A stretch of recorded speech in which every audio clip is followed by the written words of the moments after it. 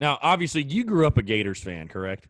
Okay, you grew up a Gators fan. So I think what's really interesting, and I want to talk about, again, your life or career, whatever, at the University of Florida. But what's interesting, obviously, is South Carolina in 2000, late 2004, early 2005, hires Steve Spurrier to be their head coach. Yes. And then when you get to Columbia, he's still there. But just talk about because there's not really like this big rivalry. I know fans may argue, but realistically, South Carolina, Florida is not some huge rivalry. I mean, it's obviously been a very interesting matchup because of the coaching ties. But, when you think of rivalries, we're not going to put South Carolina, Florida up there with like South Carolina, Clemson or South Carolina, Georgia or anything. But No, what was the take from a Gator diehard, a Gator fan? And then, like I said, when you're at UF and you're seeing Steve Spurrier's statue and it's literally, Steve Spurrier Field. What was that feeling like? And then again, Spurrier beats Florida his first season at Florida. And then we obviously know, I mean, throughout his career, he was able to get the better of Florida. You beat Florida to win the SEC East in 2010. Like, I'm sure that had to be a very interesting dynamic for Gator fans. This man that had given you guys, I mean, everything, had given Florida. And I'm sure the hiring of Urban Meyer softened that blow a little bit. But just what was that dynamic like watching Steve Spurrier do what he did at South Carolina? It was really cool. To be honest with you, I was really happy for him. I think,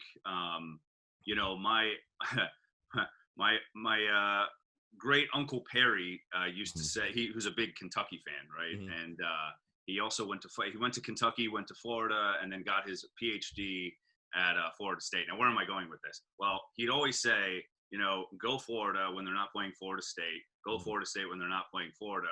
Kentucky all the way. And so it's one of those things for me. It was like, well, okay, I'm going to root for Spurrier at Carolina as long as they're not playing Florida. Right. And so every year, that one game a year, I'd root for Florida. So, it's funny. I've been following South Carolina for actually a while because I really admired and loved Spurrier for what he did. I mean, the guy can be a complete ass. He really can. I mean, like what he said the other day, my buddy had him on down in Gainesville. He was talking about Vanderbilt and all of the issues that they've had. And Spurrier's like, yeah, well, they're going to struggle. I don't know if they'll win one game this year. It's not like they have Arkansas on the schedule. I mean, dude, he's doing this in his 70s. Yeah. And he managed to piss off two giant fan bases within 10 seconds. That's him. That is him to a T. And you either love him or you hate him. Right. I grew up watching Spurrier with I went to Florida games with my dad, since I was 7. And, that's really where I started to love sports right there. I mean, that atmosphere was so cool to me. And just watching everybody have such a great time, and seeing that sports can really be the great equalizer, especially when you're winning. And so my memories of Spurrier were always very positive. And so that's why, it was very hard to root against him, Right. But yeah, it was a strange dynamic. I mean, especially now, I get to Columbia and I see, like the famous picture that's hanging in Williams-Brice. I think it's that first win over Florida in the swamp. And they, like Spurrier's, they're carrying Spurrier, off the field. And, it's that was really weird to me. But, to be honest with you, sorry, I know No, you're fine. You're fine. My ass off. But I mean, to be honest with you, that the strangest part of all of this, I'll take you back to 2014. South Carolina beats Florida in overtime, right? And we all knew that was the end for Muschamp. You just all you had to do was take one look at Jeremy Foley's face, and Jeremy Foley's the old Florida athletics director. Yep. Foley looked like his soul just left his body. Like literally got up and just left the swamp. Like literally was walking down University Avenue somewhere. And you just knew that was the end. And the funny thing was, I'm sitting in that press conference afterwards, listening to Spurrier talk. And, Spurrier kept saying, Muschamp's a really good coach. He's a really good coach. And there was just something, I mean, obviously it makes sense now, but there was something about it then. I was like, man, he's really going to bat for Muschamp. He's really, really going to bat. And to be quite honest with you, I don't know if Muschamp gets this job at South Carolina without his blessing. South Carolina didn't beat Florida in 2014. Yeah. I really don't. I think Spurrier had to go to bat for him a lot. Yeah. It's the irony for sure that South Carolina was the team that ended his career in Gainesville, and they ended up hiring him. So I want to go back. I want to stick with the Spurrier thing really quickly since we're on it. And again, you've been in Columbia since 2014. I know I said 16, but in 2014 you were the weekend sports anchor, and then 16 you took over. You promoted to the sports director. So you've been in Columbia since 2014. But I want to ask you on that same note with Steve Spurrier, because I have a little bit of an issue with it, and I get the side that argues the point I'm about to make, but I think there's a very, and you see it on social media, Mike, you're very active on Twitter and stuff like that. But anytime Steve Spurrier is brought up in Gamecock circles, there's a very mixed reaction. I'm someone that I know it didn't end the way we wanted, but I'm extremely grateful. I mean, Steve Spurrier, the greatest years, like I'm 29, so we're about the same age. I was in college when Spurrier was the great run of 10 to 13. Like, that was the peak of Gamecock fandom ever. The greatest teams to ever take the field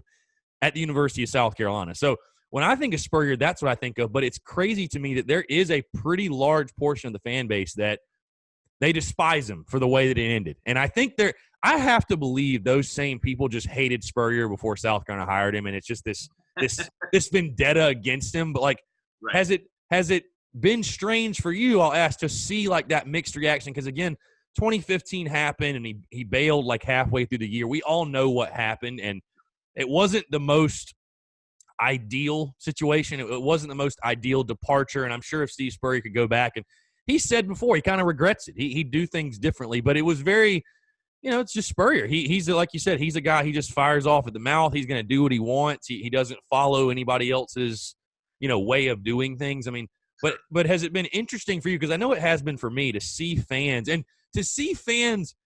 going into year 5 of Will Muschamp, and this is kind of getting off on a different subject, but going into year 5 of Will Muschamp, there are people that still want to blame Steve Spurrier for where the program is at. And I just think that's the complete wrong way to look at it. I think that those two can mutually coexist. Mm-hmm. I think that you can have great admiration for Spurrier and love him for what he did. But I also think you can be very pissed off at Spurrier for where he did leave the program. Mm. I think that, and this is, this might be a hot take. I have no idea. But I do think Spurrier is largely responsible for Clemson's rise. Right. Because when you stop recruiting and showing up at high schools, that's a problem. Yeah. And when the college right up the road with an equally passionate fan base starts showing up, recruiting these, top guys, all of a sudden you see the pendulum swing, and that's exactly what happened. I think that it wasn't as strange for me, and here's why. Because I was a student when Urban Meyer was at Florida. Mm. And Urban did not leave in a great way either. Right. Yeah. The health issues. Right. That was there was the health issues, and what's crazy, and this is just fans being fans. Mm. There are a lot of people who just said that Urban made it up, that he wanted to get out of Gainesville. He was tired of putting in 17-hour workdays, and that might be true. But I also do think that, look, you can listen to the 911 call from Shelly Meyer. Like, there were problems. He had health issues. Mm. Now, should he have left the year before? Probably. I always ask people, can you think of an ending to a college football dynasty that went well? Yeah. Like, it's always rough. Yeah. I don't know. I mean, Southern Cal maybe, but Yeah. even they were pissed off when Carroll left for the Seahawks, right? So, like, Yeah. I don't know. I don't think there's ever a good way to end it. Yeah. But again, to this day, Florida fans are pissed off at Urban. And, I've got, tons of friends, obviously, that are still big Florida fans. And I'm like, and they're pissed. And I'm like, why? They call him Urban Liar. And it's like, why? I mean, you do realize that he was more successful than Steve Spurrier, right? Yeah. Like in the small amount of time that he was at Florida, he won 2 goddamn national titles. I mean, that's impossible. Like, you talk about just, being in a place for a small amount of time and being able to do what he did. So to be honest with you, Chris, it didn't really surprise me too much when Spurrier left and people were upset. I just think that that's, it's fans being fans, and that's always going to be that way. But getting back to your original question, I do think that those two things can mutually coexist. I do think that you can love them and still be upset for how things ended. And to be quite honest with you, I think, Spurrier deserves to have his name on the field here. I really do. I think that should happen. And, I think Urban Meyer deserves to be in the Ring of Honor at Florida. I mean, I think over time, you got to let bygones be bygones. And, I agree with you.